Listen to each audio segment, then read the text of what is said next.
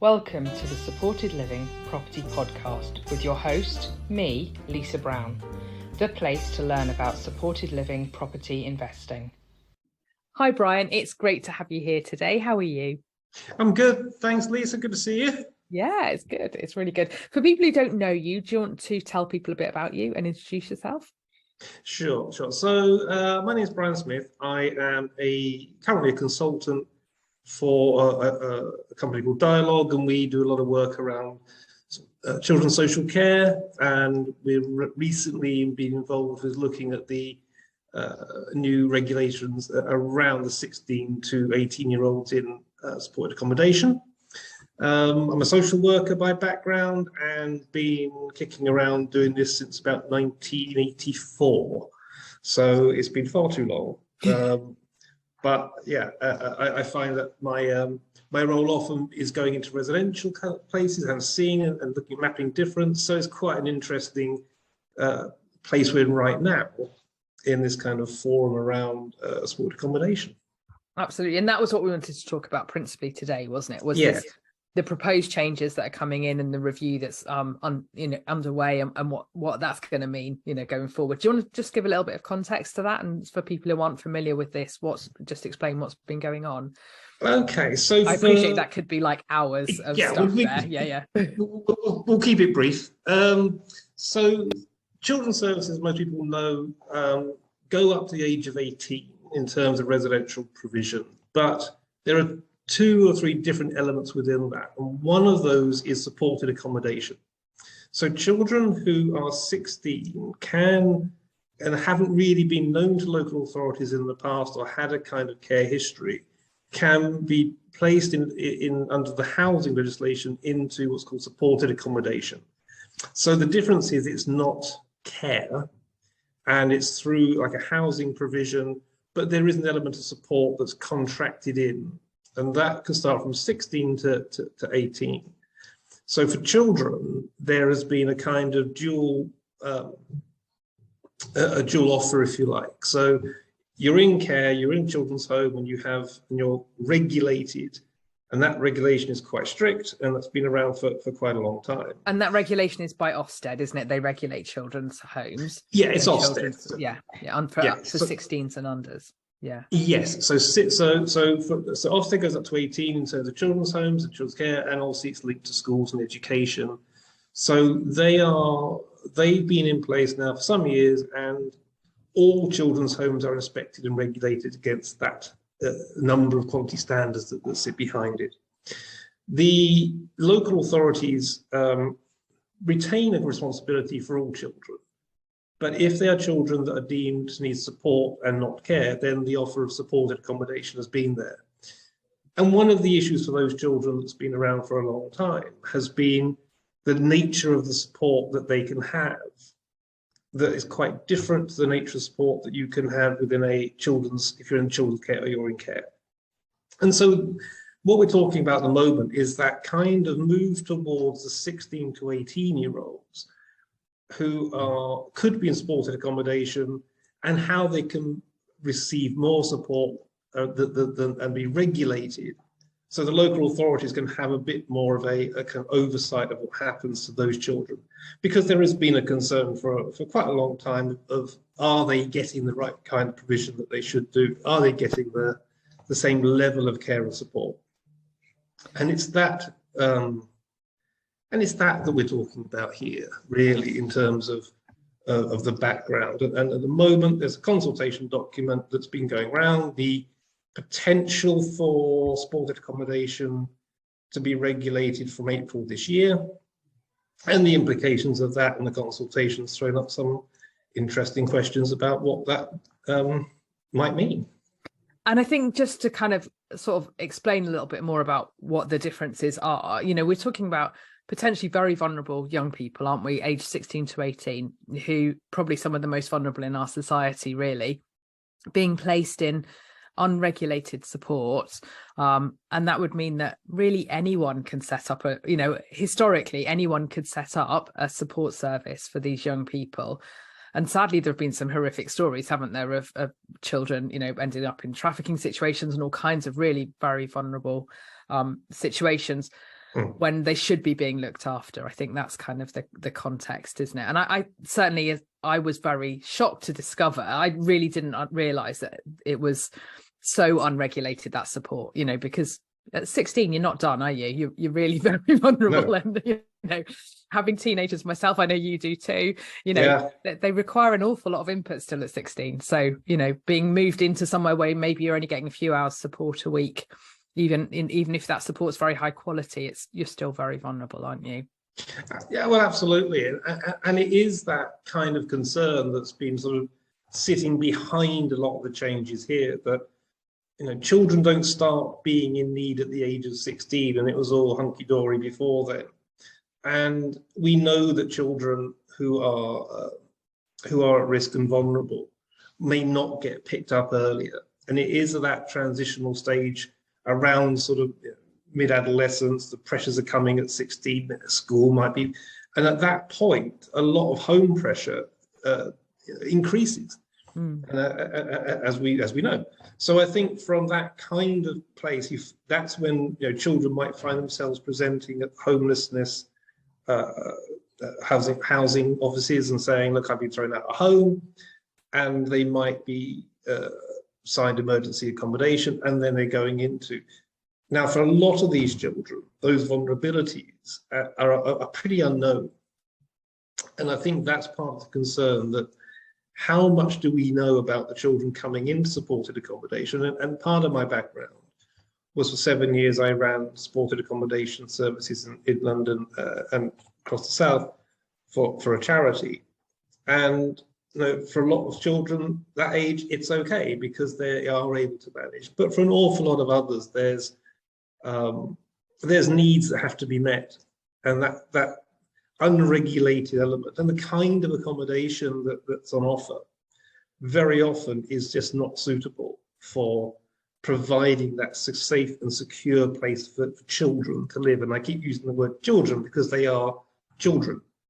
Even though they are 16 plus, they are children, and they need to have a response that's kind of equivalent to children who still need, even if the most adjusted child still needs something.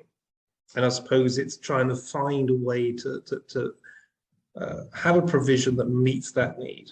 And that's really where this is all sitting. So if we feel that there is a gap within this 16 to 18 group, who are very specifically challenging around competency, decision making, a complicated time for those children, because at some point they can kind of get married, but they can't go and, you know, buy a bottle of wine. I mean, it's a kind of lots of very odd links at that point in their lives. And I think what we're trying to do is make sure that we can pick that up for those children coming through the supported accommodation route, rather than the care route, where all of that should be assessed and risk assessed and managed and overseen. And I think that really is the challenge for us. And so what do we know about it's supposed to be these changes are supposed to be coming in April, you were saying? Yes, so at this point we've had consultation, and I think it's kind of fair to say that the response around the proposed regulatory changes are not universally welcome, that they are a bit too light touch. And one of the issues perhaps is around the kind of definitions of how things are regulated, who's responsible, who's accountable, and that has quite a lot of impact. I think there's a kind of sense here that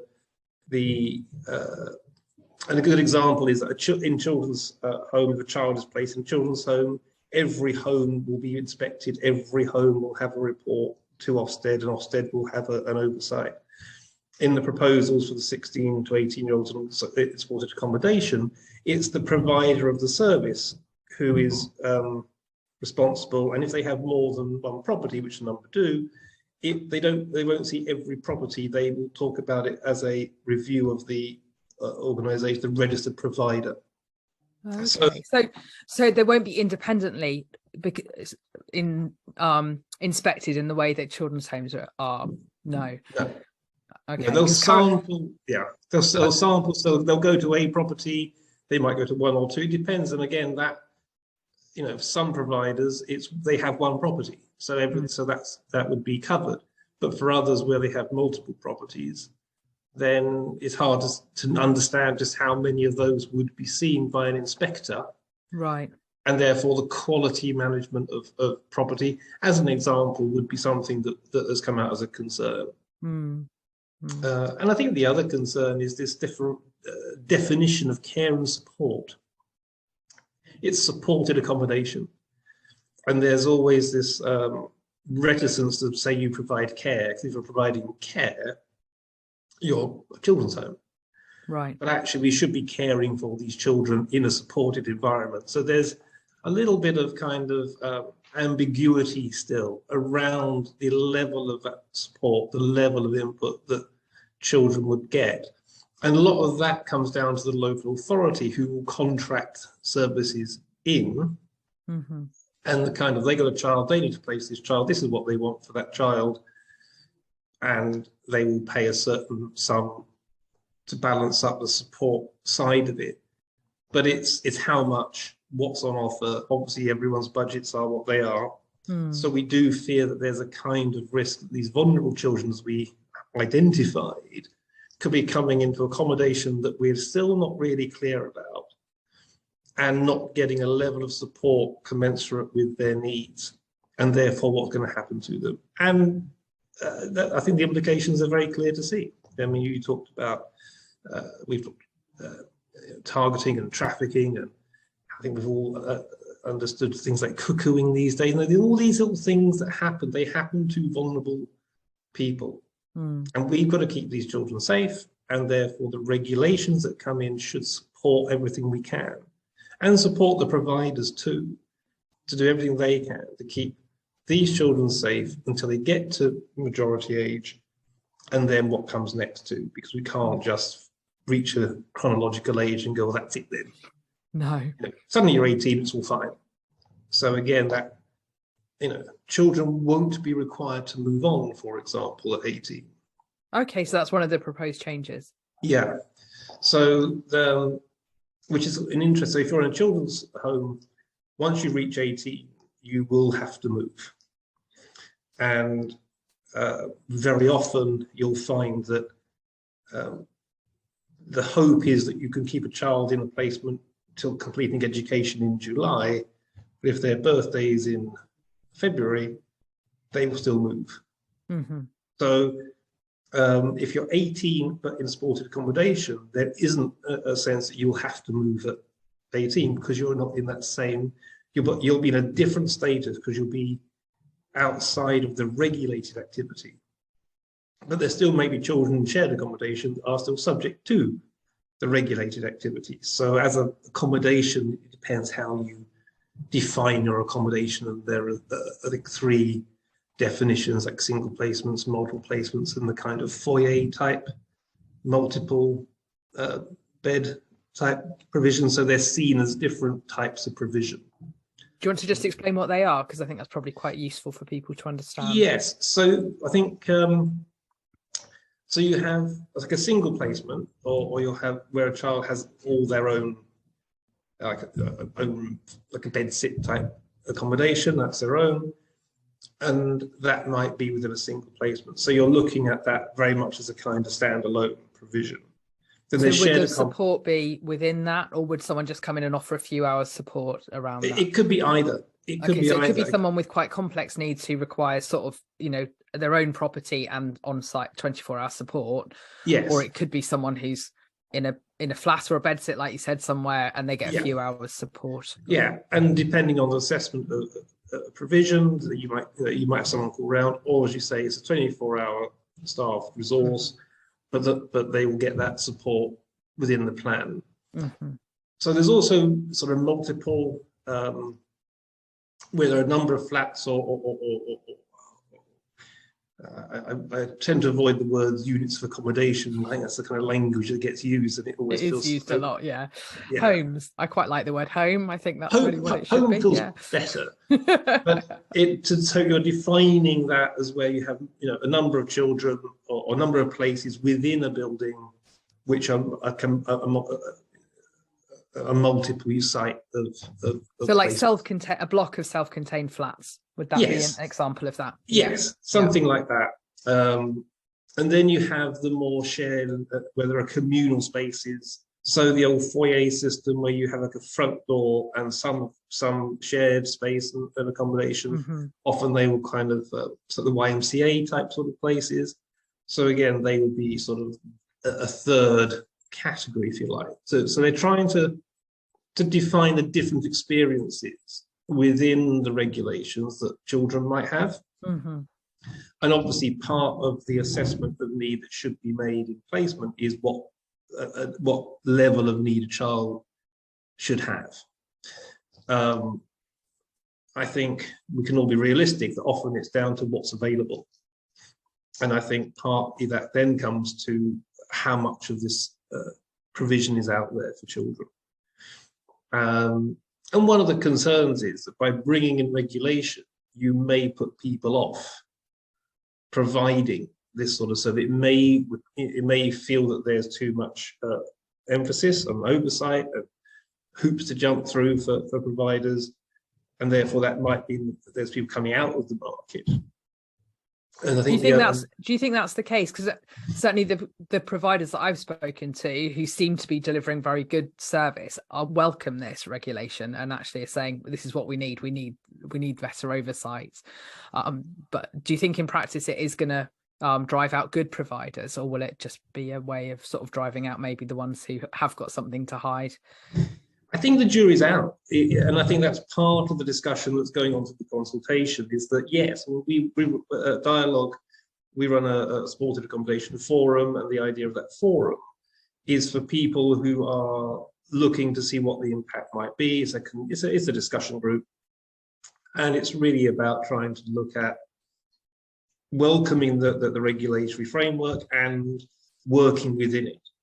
But I think often we kind of feel that the people who join the forums are the people who want to do the good job and would like to work within that. And I think the experience of working in regulated children's homes is that all children's homes want to meet the regulatory requirements, but there are still unregulated children's homes, and the unregulated element of supported accommodation is still a concern.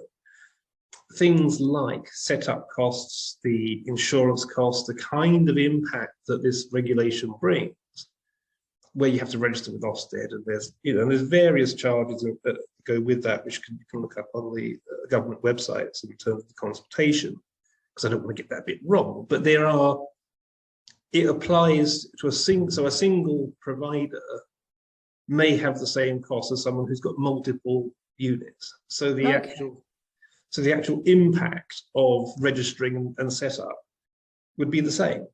Oh, that's a bit crazy, isn't it? That it's not tiered. Well, and that's part of the feedback is that there should be a very clear, if you're a single provider, the cost should be, proportionate to what you're providing, because the only way you pay for it is to take that out of your fees, and your fees need to cover all your other costs. And those that are in the market know those margins aren't that big. Local authorities don't have a lot more money to add on the additional costs. So there is a risk that it might price some people out, and that's something that some of the providers have fed back and are looking to get support on. And conversely, that also, rather than drive out those that you feel might be looking to get away from regulation, you might feel that they're actually going to say, well, actually, we'll wait, because there's going to be a need. And the problem will be that the larger providers and housing associations that might have properties who will be registered would be able to meet that need in terms of property, but not necessarily to the standards that we would want to, see ourselves driving towards. So there's a bit of a concern around the cost element here. Is there anything else that people have fed back to you as well as concerns or things? Again, I think the lack of under children's homes, for example, you have what's called independent visitors, and the independent visitor will go each month to a children's home. So Ofsted visit once a year, and they put a grading on any children's home. And depending on the level of grading, it depends on how you're seen, and how much follow-up there'll be. In between, it's called a Regulation 44 visit. The Regulation 44 visit is a monthly check-in by an independent person who will go to the home, who will try and meet the children, have a look around the place, really get a sense of, is this property, is this child being well cared for and safe at this time? And that really supports that kind of oversight of the needs of these children. Where you've got the potential for multiple sites within a one provider and a registered person covering, I think it's very unclear the degree of responsibility that one person can hold. It's kind of whatever feels reasonable. Well, depends whose definition of reasonable it is to how many properties one person could possibly manage to see within a working week and do all the other work they have to do. So we think that there is a potential for a lot of children to be going into accommodation. We're not seeing the accommodation, we're not seeing the child, we're not getting that kind of oversight to the degree that you see in children's homes. And I think that is throwing a lot of concerns around safeguarding. It's throwing a lot of concerns around progressing care planning. So again, it's that level of if the child is in need, where are they going to be when they're 18? How are we helping them get there, and who's overseeing it? Is the property fit for purpose? One of the regulations you have to look at as you go around the property, and we're not experts, but you have a look at all the kind of regulations around pat testing and fire risk and all the things that should be, just to make sure that these children are in safe places. And that we do it every month in a children's home, and yet there may not be a requirement that people go around the properties that they're being moved into at 16 under the supported accommodation route. And I think there's enough evidence in the press around standards of accommodation provision for those people that want to exploit it. And I think there's the line. If bringing in regulation, how are you going to ensure that is going to be not going to happen to children? Because it happens to a lot of people and we know that, and these are vulnerable children. So I think, again, the jury might be out. It's going to meet that need, and again, a serious concern within the provider community is around that. And I think that was always a concern, wasn't it? Was it going to have enough teeth when this came in to actually make the impact that it needs to? Yeah. You talked a bit about the property requirements there. Mm-hmm. Within it, is there any clear guidance around property requirements and what that might look like? Not specifically. I mean, again, it talks a lot around it being property needs to be sort of suitable for children. I think What does that mean? Does it say anything about that, or is that just left to be for it's left a little bit, as far as I'm aware, unless I've missed something. There used to be in children's homes, there used to be like a minimum size for a bedroom, for example. That doesn't exist anymore. So it's what you should, in a children's home, you should be able to have a double bed or a good single bed with a cupboard and a wardrobe, and it specifies what you should have. It used to specify how big. Now that's not the case. As long as you've got those elements within your personal space. There's nothing like that within the guidance for supported accommodation. So it's very much up to whoever has the accommodation to present what they have and how that meets the need of children. And obviously, most people provide a nice space. They provide the kind of things that children have, but it's not specified. I mean, we had a conversation about, do you provide pots, pans, cutlery, all the things that a child of that age may not have, yet they're supposed to look after themselves. And again, it's not specified, but if you buy it, it's not cheap. No. And the child's probably going to take it with them, so then you have to replace it. So, small things like what's required, accessibility, as long as it's safe. But again, the categories of could be shared space or could contain space. It really is down to what you offer. And I think that, again, presents potential gaps in the quality and level of provision, because we would hope for there to be something much clearer and tighter of expectation. When you have a, you have a child that's presented and someone who wants to make a placement, and you have providers who've said, oh, I've got accommodation, and what you hope is that the person who's got the person presented needing accommodation can look at the kind of accommodation and they offer that opportunity to go there. I think one of the, again, those who work in this, is this idea of bidding for children. Have you come across that phrase? I think we all feel that slightly concerning language, where what you're offering is a placement, and in the marketplace, if you're offering something that meets that child but may not suit that child, it should be much more of a kind of matching exercise. Mm-hmm. There is a kind of sense of bidding and cost being an element within that relationship. Yeah. And again, it's raising that kind of, now we're into this idea of, well, you're providing a regulated activity, you should be going into the regulated activity to see what it's offering, that it's meeting what it says on the tin. And I think that there is concern of the resources that will allow that to happen to a degree when you've got a vulnerable 16-year-old, a week or 2 weeks while they're figuring it out isn't really going to be good for them. They need to know what we need to be sure that when they go there, at least everything was done that could be done to provide the right support at the right time for that child. And do we know also about the planning class use? Because obviously children's homes have to be C2 planning use going for, and currently supported accommodation can just be C3, which is just residential, class. Does it say in the guidance what's going to happen around that? There's no recommendation on that it has to be C2.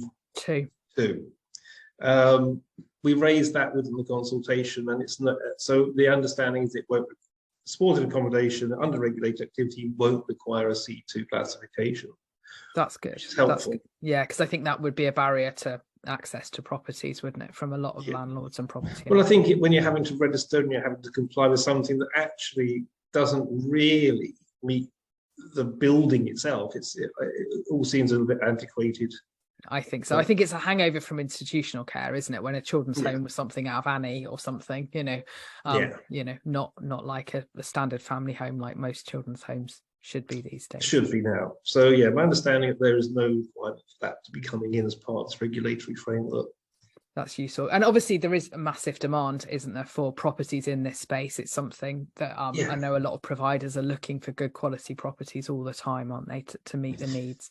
They are, yeah. And I think that again is one of the elements of that's being explored throughout, is the level of need and the level of what the accommodation could be. Because again, I think with the best will in the world, we know that there aren't enough children in care population is going up, not down. So the push for placements is quite high, and the needs that are coming in as recognised in children's homes, which is really my background, you can see that there's an increase in level of need. So the risk of supported accommodation becomes a sort of quasi children's home, but without all the resource to go with it. I think is a concern, and one of that is the kind of levels of property availability and the kind of nature of what that looks like. So there is a need, and I think trying to meet that need in a proper way, I think is a good sector challenge. This having a regulatory discussion is really useful. It needs to be regulated. It should be regulated. It's important that it is, because people need to do the same as what we know happen in children's homes to this cohort of children. And we need to offer them that different offer. They don't need to be in care, they don't need to have that, but they do need to have a safe and secure place to live. They do need to have people around them that can guide them and help them. And they do need to have a kind of someone holding someone to account for how that happens. And that goes along with the properties that need to meet that need.